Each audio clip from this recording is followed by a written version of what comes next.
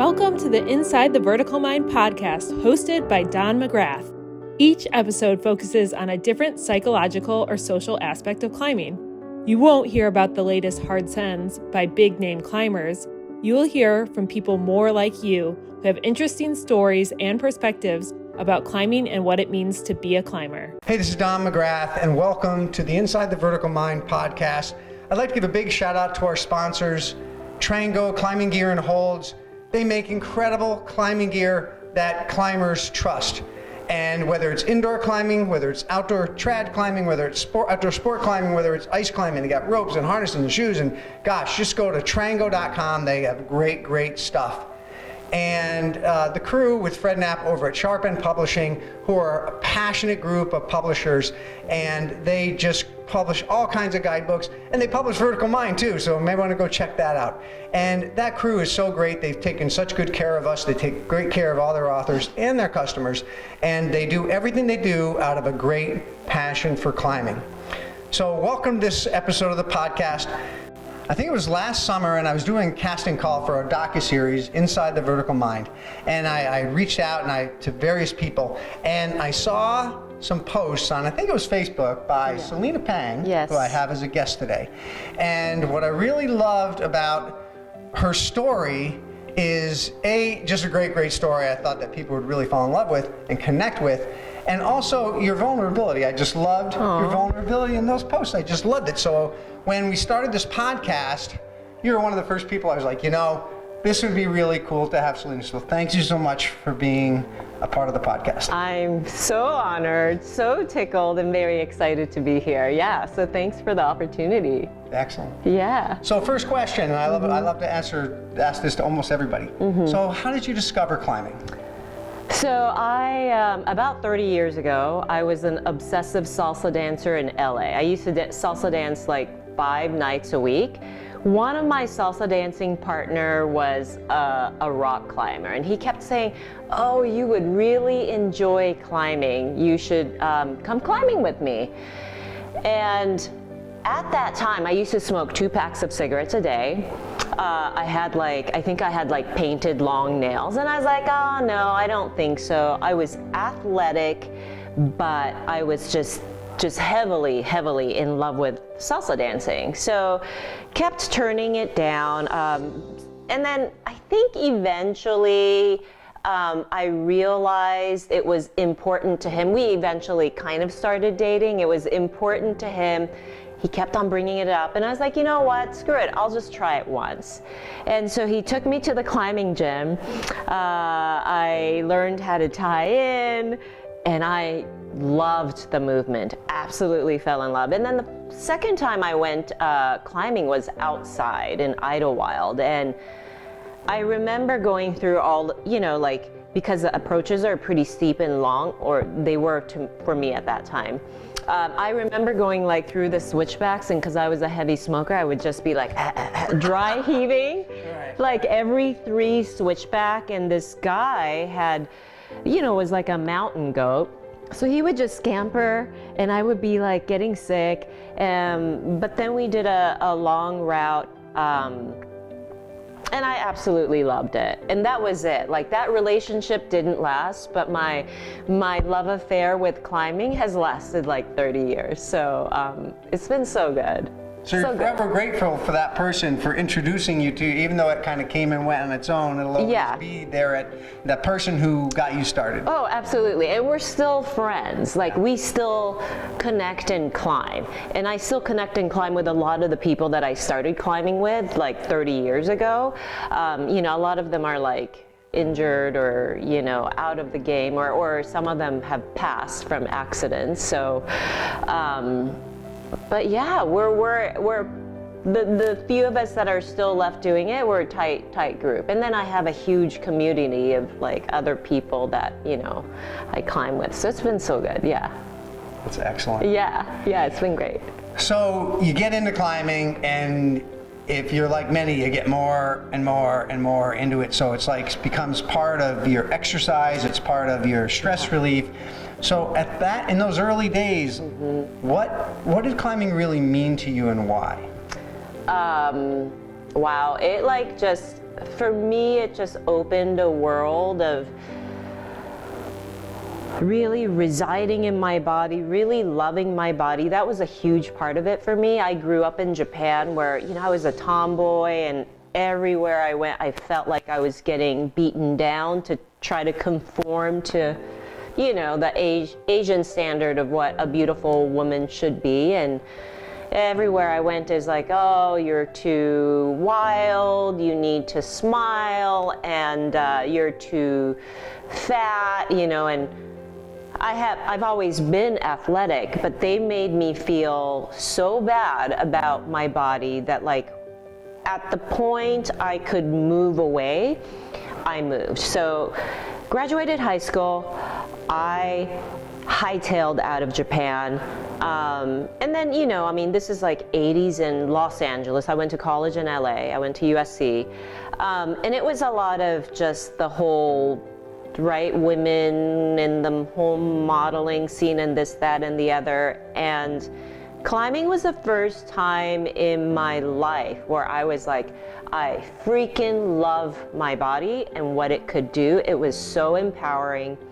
And I feel like it gave me an opportunity to really connect to that, like, that animal within, and that, like, playful animal, and that try hard animal. And, you know, just being in nature, it was so healing. So it was so many things to me. I think climbing was never about sending hard for me, but it was about enjoying my body. And it's still, till this day, it still remains the same. Like, I had one climbing boyfriend, who would always be like, you know, you would be such a good climber if you would just try harder and remember beta. And I was like, that's not what climbing is for me. I don't really care about that. So yeah, like, I feel strong, I feel fit. I'm like turning 55 in a month. So grateful. 55. So grateful awesome. That, like, I'm still at it 30 years later, relatively healthy. I have 2 new shoulders and a few joints that are, like, starting to, you know, rust and malfunction. But yeah, I'm still getting out there in Red Rock, you know, maybe 5 days a week. That's great. Yeah, it's been great. So do you think that climbing, did you discover this kind of animal side, or did it just awaken it more? Like, had you tapped into that at all before and it just was kind of in there, but other people were kind of discouraging you to you know, wait to own that and be in it? I think just from my upbringing, like, I've always been a little bit wild. I was like the girl that used to, like, sneak out of my bed. My bedroom was on the 2nd floor, and I used to sneak out of the window, and I would go, like, roof hopping, because in Japan the homes are, like, built close enough where you could. I used to pretend like I was a ninja. Like, I used to do all these, like, crazy things solo because I couldn't do it around people. And climbing gave me a place to, like, just be my playful self, you know, and just really appreciate movement, get, like, really nerdy about movement. I mean, you understand this. Like, nerdy about the movement, nerdy about the process, nerdy about, like, the kind of the emotional and the things that go in your head, because you can really listen to it. You know, it's a pretty, right, once you get up on the wall, it's a solitary experience, and I really love that. So it's taught me so much about myself, and it's also, like, taught me so much about how to work through challenges or a puzzle, right? And, you know, if failure was right, like, if sending was a failure, like, nobody would be good climbers. So failure is such a part of, like, the process of becoming a good climber. So I really loved that part too. You know, I think it's, like, a great metaphor for life. It is. And it is. And, you know, it teaches you. I was a runner back when I was in college. Okay. I think that's kind of where I first discovered this. Set a goal, work really hard, do it. Wow, fulfillment it shows up at your door, right? And then you feel more empowered to go do the next thing and the next thing, and next thing you know, it fulfills every aspect of your life. Yeah, right. So it sounds like you had that though, the ninja rooftop hopping thing, but this gave you a legitimate place to be, and a community that was not like, oh, don't do that, but like, no, hop. Like, this is further, like, try this one. Yeah. Yeah, and you know, the thing that I really loved when I came into climbing, there were, like the climbing community was so small. And like everybody kind of knew everybody else, so there wasn't, I feel like there wasn't as much gatekeeping back then. And then, of course, if you're a woman, there were so few women that like, I felt pretty much welcomed wherever I went, and we were all, we were all like dirtbag climbers. There wasn't like this, you know, I didn't feel like I was getting discriminated against. It's really not till like recently that I experienced that more, now that the community's bigger. I don't know if this is true for others, but yeah, I'll tell you my perspective. So, okay, I'm super interested to hear, because you've been in it for a long time too. Yeah, so, you know, I think back when the community was smaller, once you were in, you were in. Right. And correct. You also, in order to get in, you needed to share a lot of the same ethics, views. Correct. Views about what climbing was and how it should be done. Yep. And once you're in, you're really, really tight. Well, now it's exploded. Right. And there are so many people, and on top of that, you also have the anonymous social media thing that can happen, where it's so easy to rabbit punch people for something, and then maybe even right at the next day, you know. And so I think it's just easier for that ridicule to come out. But and this is one of the big things, I want us to learn to be more accepting. I mean, I was sharing with you earlier about all the wars we used to have, right? And I know I've learned a lot from that. And, I think we're in an age where it just makes sense that this community has grown so large. Right. The world is growing to such a diverse place. There's communication left, right, sideways, up, down, fast, right? Yep. That I really hope, and one of my roles with this podcast is to hopefully build that awareness. Yeah. That's just a better way for us to be as a community. Yeah, absolutely agree. And also, like, you know, I love what you said about if you're a climber, like you do any climbing, you're a climber. It doesn't, like, performance should not be related to your acceptance into the community. And I really love that movement of, like, everybody has a right to be there. You shouldn't have to be a crusher to, like, feel like you can belong in that space. So fast forward several years, you get married, have a son, become part of that climber that's working and got family, and you know, the whole thing. So what was that like for you?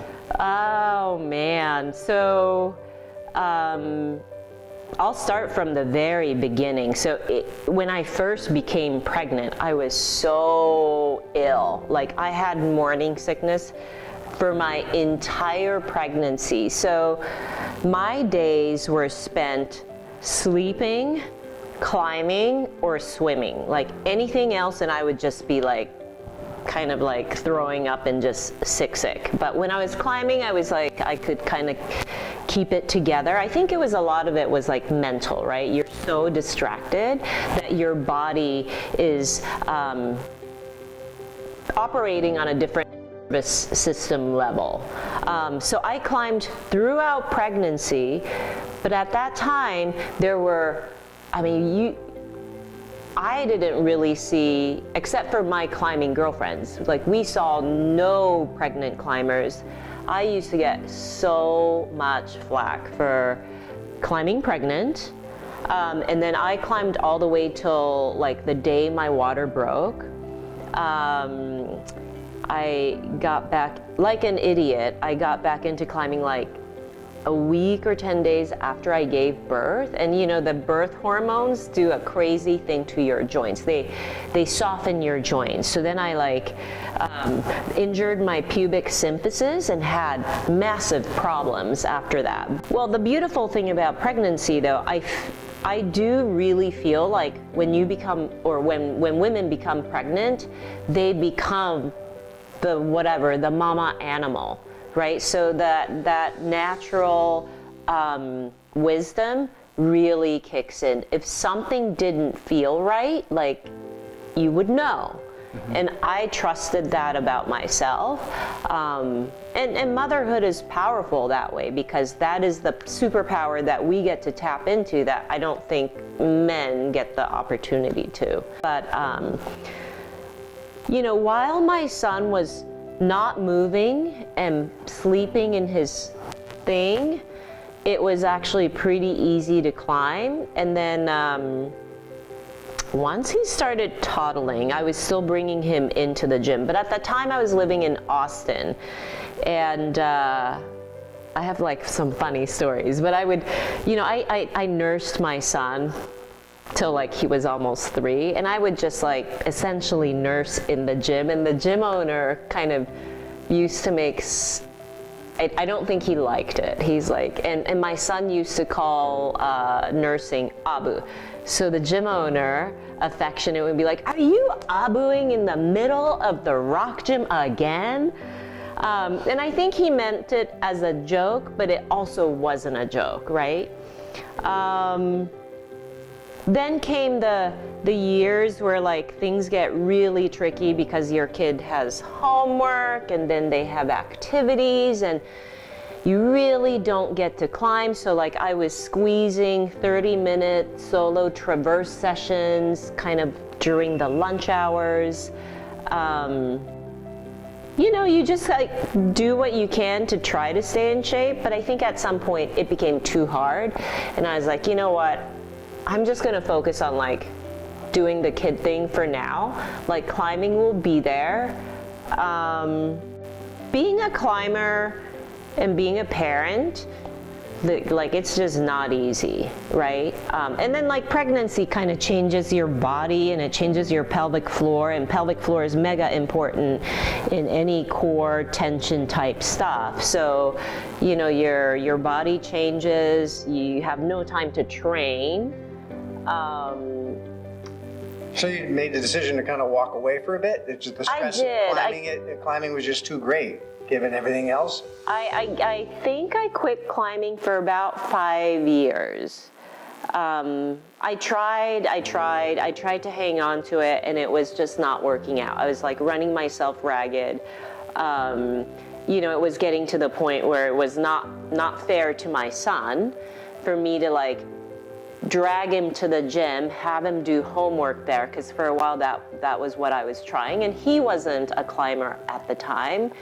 So it was cutting into his time, and I was like, I'm just gonna leave it for a little bit, and maybe I'll come back. But like when you distance yourself from something, your attachment to it starts growing thin. So I think at some point, when I I got divorced from my first husband, who was a climber when we got married, but eventually he got busy with his career.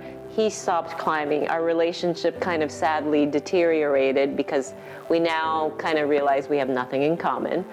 And then by the time I married my second husband, I was like, okay, it's now is not the time to climb. There's just like too much life going on, and maybe I'll come back to it. But I wonder if I'm in this long goodbye stage with climbing, right? Like, I know, well, shoot, if I had 20 years, that would be amazing. That would put me at climbing at 75. Right. That would be phenomenal, but I'm not counting on it. If I had 10 more years, it's like, wow, what are the things I need to be doing right now so that I am still able to climb 10 years later?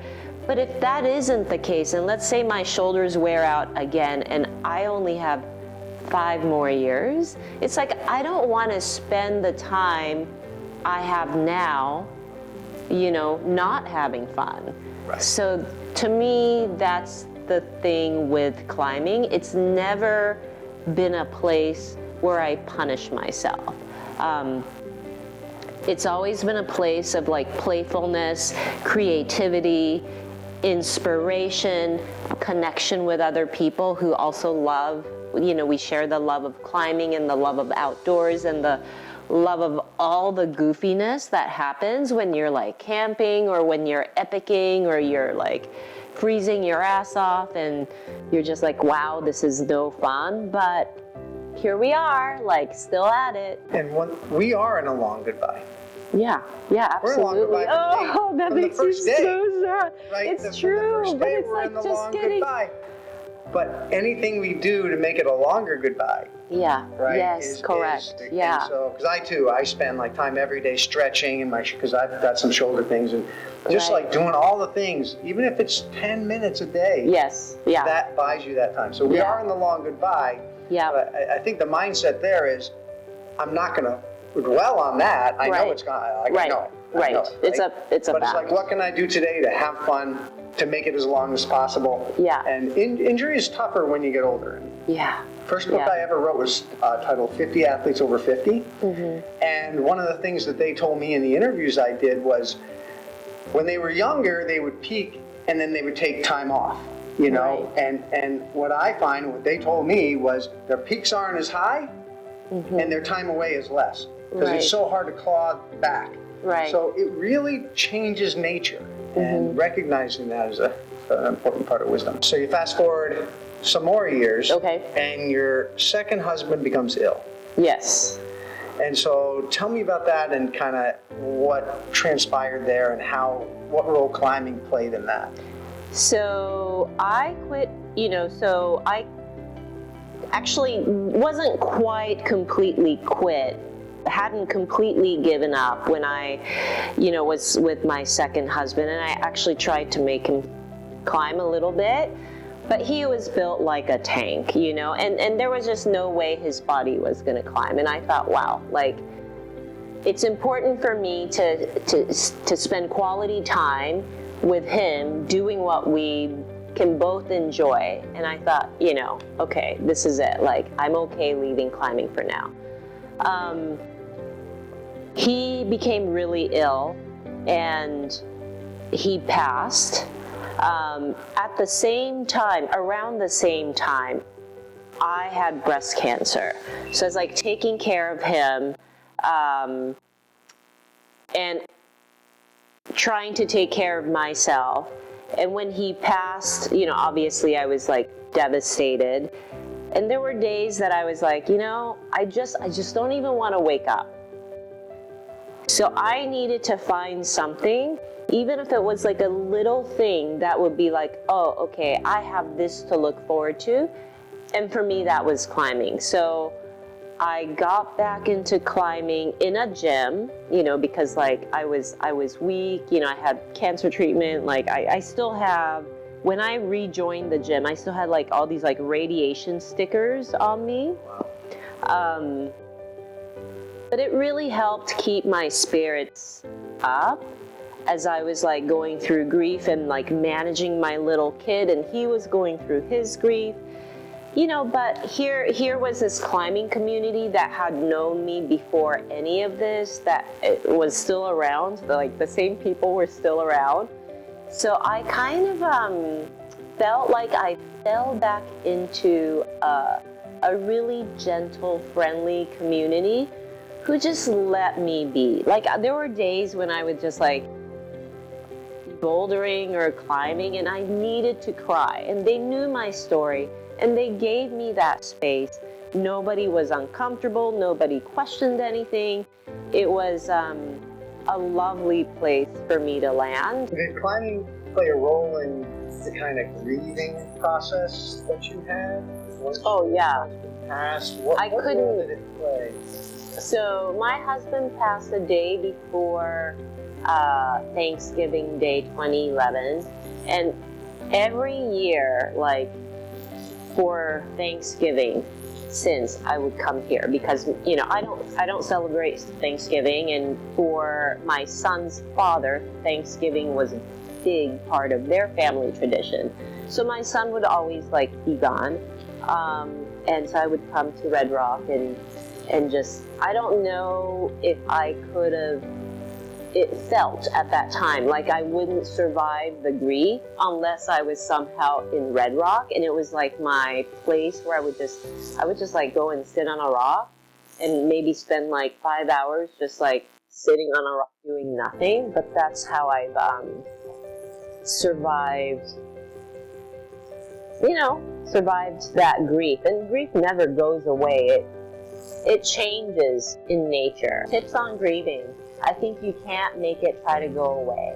Like, the best thing, grieving is like labor pains. If you try to make your labor pains go away, you harden against it, and it kind of makes the labor more laborious, right? Because your body's not able to process the pain. And I think grieving is the same thing. You just have to soften into the grief, and you have to like make your way through it instead of trying to avoid it, because that never works. Instead of trying to push it down, that also never works, super unhealthy. And so I think giving yourself,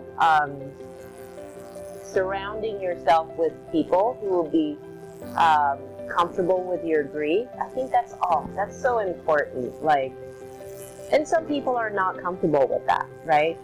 But when you're grieving, you just don't know when it's gonna hit. Going through the whole AMGA guide training and being an actual guide gives me a little bit more credibility, so that when I do speak up, maybe I am really like saving lives, right? That is definitely, the credibility part is definitely something that has changed since the training.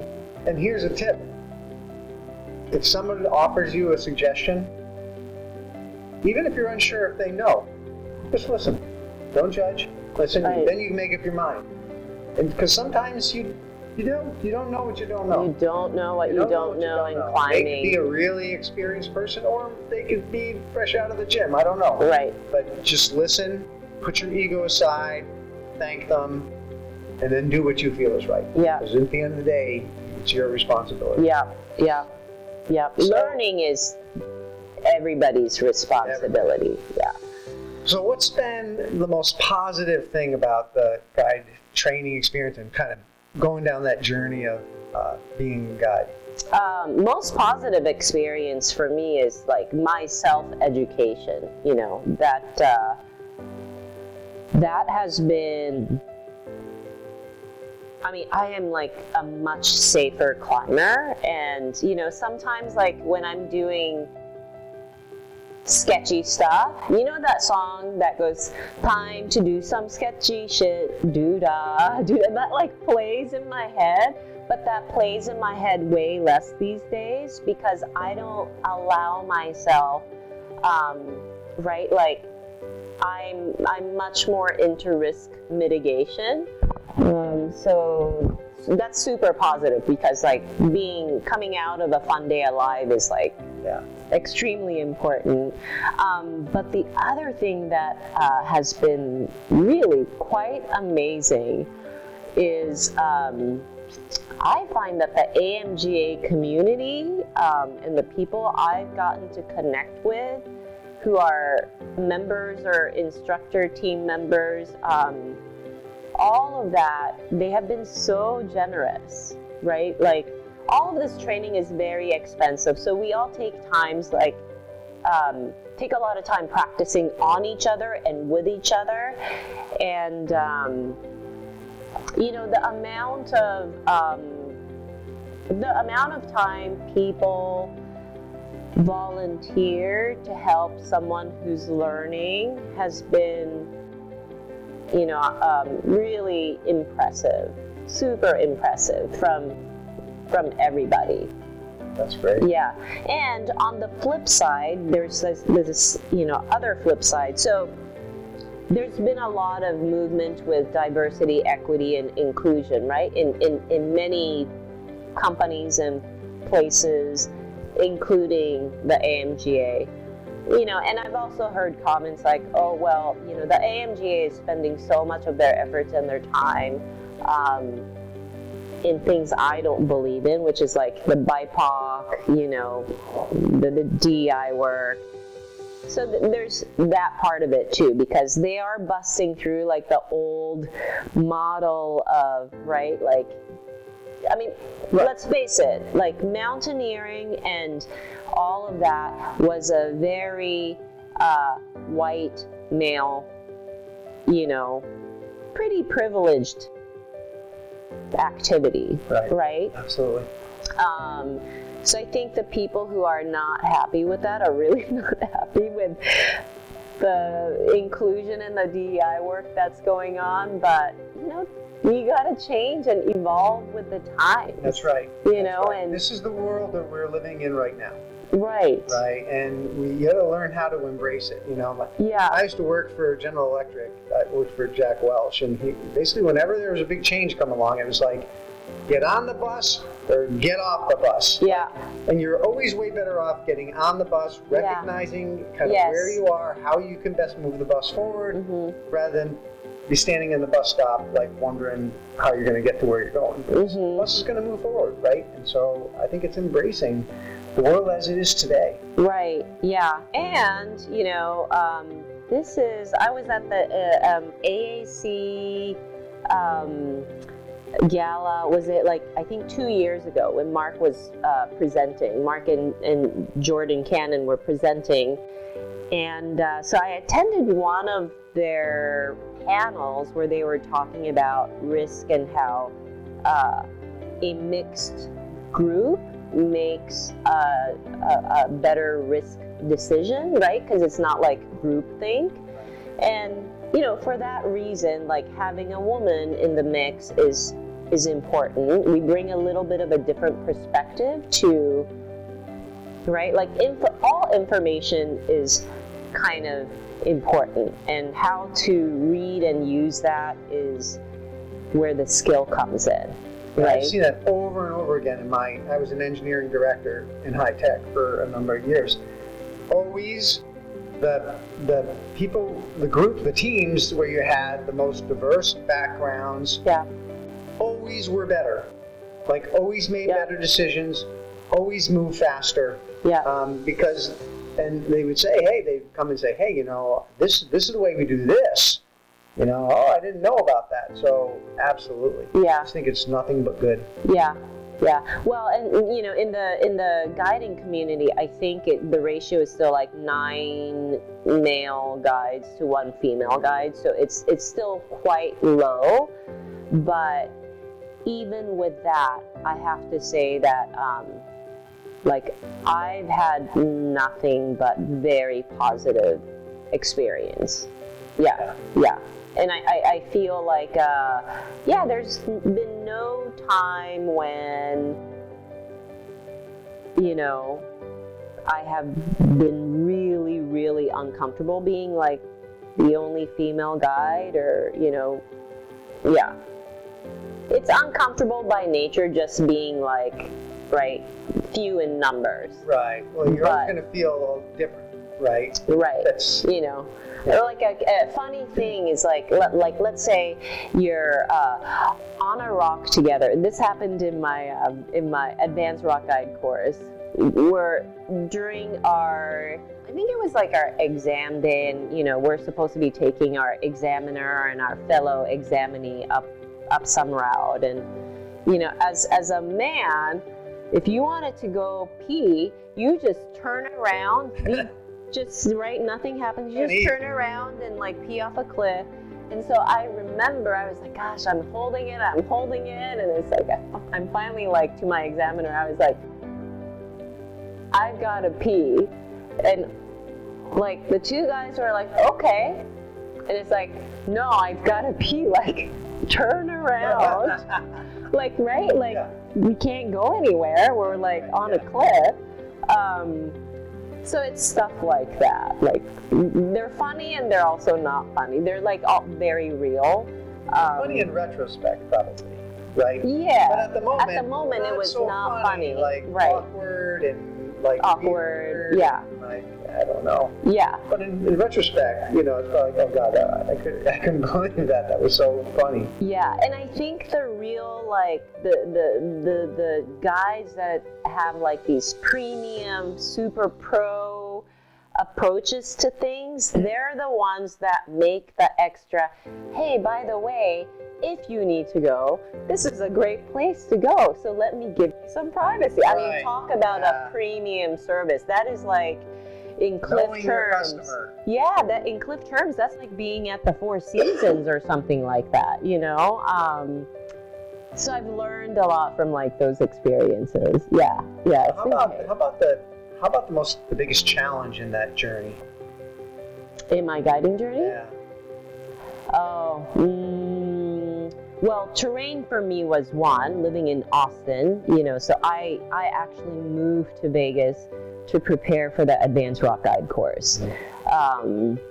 And it was only possible because my kiddo had finally gone off to college, so he was not living at home anymore, but I couldn't have done that with him at home. Sure. Right. So I was, for like my rock guide course, I was making like long weekend trips or like 1 week trip to Red Rock to like knock out the, routes for my resume. And for the advanced, the requirements became like just so much more that there was just no way I could have done that. And also stayed like mountain bit. So I moved for that. And, like I said earlier, it was a lot of it is in the head. It's like me fighting myself and me going, okay, like remove your insecurity. Let's just like get to the task on hand and like learning to do that for myself.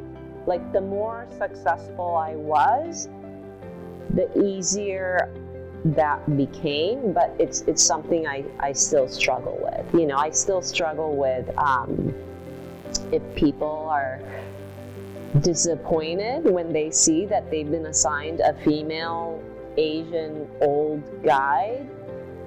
Most of the time it turns out not to be true. I had a recent situation where I'm not sure if the client was just like worried or like anxious, or so I kind of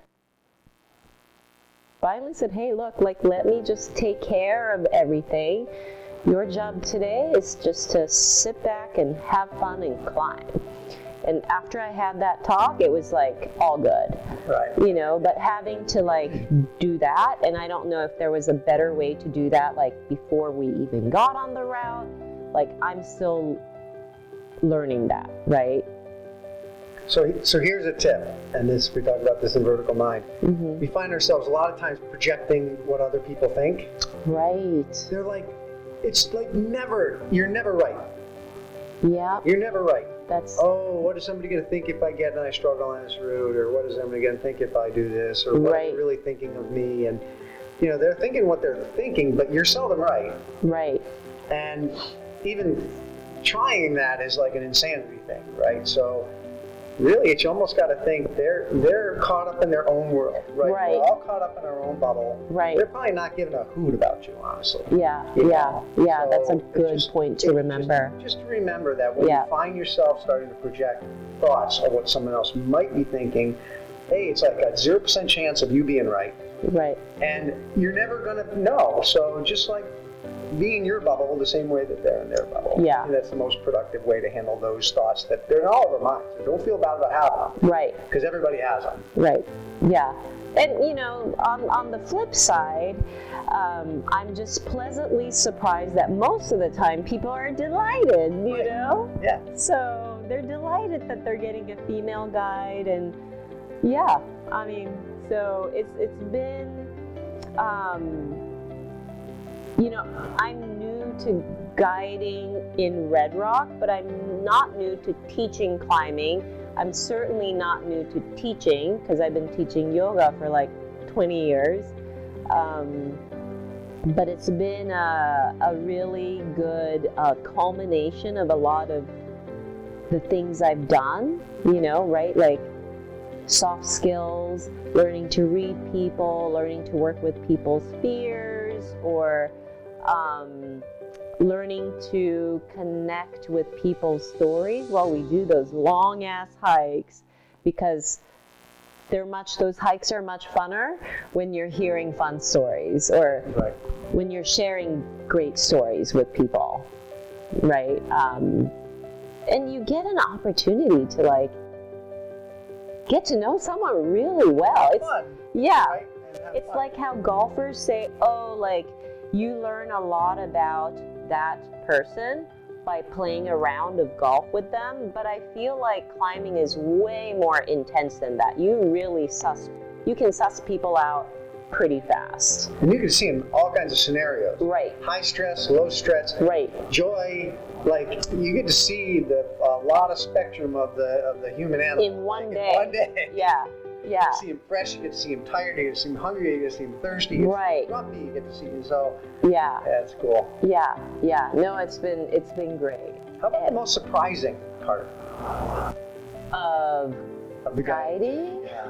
Most surprising. I guess it's not surprising as with anything, but the amount of work that goes into making something work and look easy. So for those of you who hire guides, do not forget to tip them, because that is a culmination of hundreds and thousands of hours of training and practicing and pulling rope and playing chess game with where the rope goes so that it doesn't get tangled, or they're worrying about your well-being and making you eat a snack and hydrate while you're like busy doing stuff, and it's like it's a lot, and you're making sure they're not gonna die. It's a lot, right? You've got like eyes in the back of your head. You're always paying attention to what they're doing. Well, I'm just astounded because I've gone through at least the first Iraq guide. And, yeah. That's always occurred to me is like guides spend a really long day. Yeah. Like a lot of times. Right. Really, really long day. Carrying most of the stuff. Caring for and think about the well-being of a number of people, given lots of objective danger, right, potential of weather, right, their own health and safety, and at the end of the day, unfortunately, the wages aren't super big, right? No, so you cannot get rich guiding. No, it's a tough thing. When I took I forget what it was. I don't know if it was the NGA course or what is it, Woofer. A lot of people were they're living out of their cars. Yeah. Because they, this was a shoulder season thing for them because they're ski guys, right, and it's a kind of a hard life. So that's one thing I would like to see happen. Yeah. I would like to see, and it comes with the professionalism of the guides going right, high, right? Right. It's not just about going for a ride in the mountains. Right. This is about going and having a life experience. Yeah. This is about learning some things and looking at it as an educational opportunity. And when guides bring that, I'd love to see things double and triple in what the companies get and what the guides get. Yeah. And I really believe, look at the blooming of the cross-section of what the climbing community is becoming.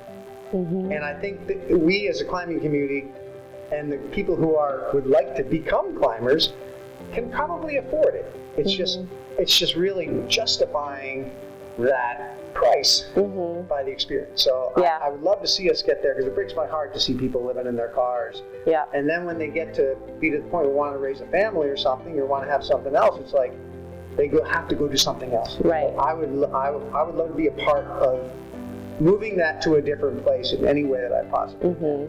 What is absolutely staggering to me is that, right, like we will happily pay a 20% tip on a meal that, like, you can't die from, I suppose you can die from a bad meal, but like, right, we will, without questioning, pay 20%, and yet, when it comes to a climbing guide that is safeguarding your life, like people sometimes don't think that 20% is reasonable or whatever, right? Like, so tip your guides. Tip your guides. Tip your guides. It's important because you want them to be able to continue to do their role, to continue to teach, continue to help people like you move people along in their climbing journey. So absolutely, I love it. If I had known how much I would learn through all of this process, I would have invested in, even though it would have been expensive for me at the time, I would have invested in a guide to teach me back then. It's just, you don't know what you don't know. And, luckily, like, I didn't make any mistakes that, like, had me dead, Yeah, but like, I can think of so many times when it could have not turned out well, and I just happened to get lucky.